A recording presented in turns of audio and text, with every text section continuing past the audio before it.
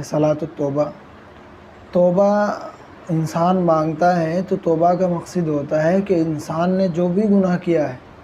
انسان نے جس طریقے کا بھی گناہ کیا ہے، انسان اس گناہ سے مکمل طور پر اجتناب کر رہا ہے اور پکا ارادہ کر رہا ہے کہ اس گناہ کو کبھی نہیں کرے گا، اور اس گناہ پر شرمندہ ہے، آئندہ نہ کرنے کا مکمل ارادہ ہے، تو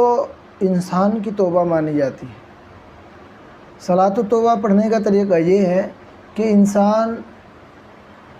انسان 2 رکعت نماز نفل پڑھے، جس طریقے سے عام نفل نماز پڑھتا ہے اسی طریقے پر 2 رکعت نفل نماز پڑھے،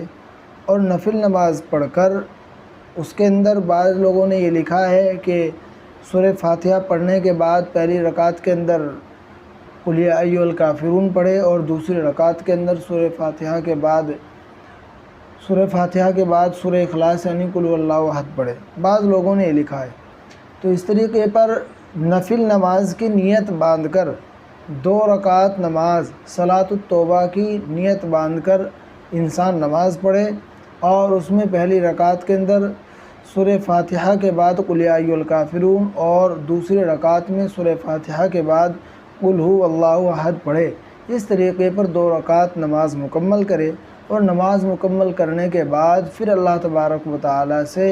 اپنے گناہوں سے توبہ مانگے۔ جو بھی گناہ انسان نے کیے ہیں ان تمام گناہوں پر اللہ سے توبہ مانگے، اور آئندہ نہ کرنے کا پکا ارادہ کرے، اور جو گناہ کیے ہیں ان پر شرمندگی کا اظہار ہو۔ حضرت علی رضی اللہ تعالیٰ عنہ فرماتے ہیں، ترمذی شریف کی روایت ہے کہ حضرت ابوبکر صدیق رضی اللہ تعالیٰ عنہ نے بیان فرمایا کہ میں نے حضور پاک صلی اللہ علیہ وسلم کو یہ فرماتے ہوئے سنا کہ جس آدمی نے کوئی گناہ کر لیا ہو، پھر وہ گناہ کرنے کے بعد اللہ تبارک و تعالیٰ کے سامنے وضو کر کے 2 رکعت صلاۃ التوبہ کے نام سے نفل نماز پڑھے، 2 رکعت نفل نماز صلاۃ التوبہ کے نام سے پڑھے،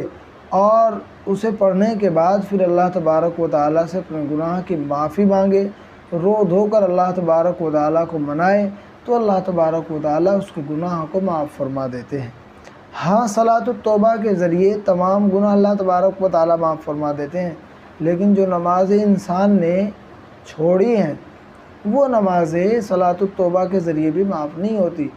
وہ نمازیں قضا کرنی پڑیں گی۔ اسی طریقے پر روزے اگر انسان نے چھوڑے ہیں تو ان روزوں کی بھی قضا کرنی پڑے گی۔ یہ ہوتا ہے صلاۃ التوبہ، یعنی 2 رکعت نفل نماز انسان توبہ کی نیت سے پڑھے، اور بعض لوگوں نے لکھا ہے کہ ان کے اندر صورت متعین کرے، سورہ فاتحہ کے بعد پہلی رکعت پڑھے، اور بعض لوگوں نے کسی صورت کی تعین بھی نہیں کی ہے، کوئی سی صورت بھی پڑھ سکتا ہے، جو بھی قرآن کا حصہ یاد ہو وہی پڑھ سکتا ہے۔ بعض لوگوں نے یہ بھی لکھا ہے۔ تو جس طریقے پر بھی انسان سے ہو، گناہ کرنے کے بعد وہ اس گناہ پر شرمندہ ہو اور آئندہ نہ کرنے کا پکا ارادہ ہو، اس نیت کے ساتھ، پکے ارادے کے ساتھ کہ آئندہ کبھی وہ گناہ نہیں کرے گا، اس پکے ارادے کے ساتھ انسان اللہ تبارک و تعالیٰ سے توبہ کرے تو اللہ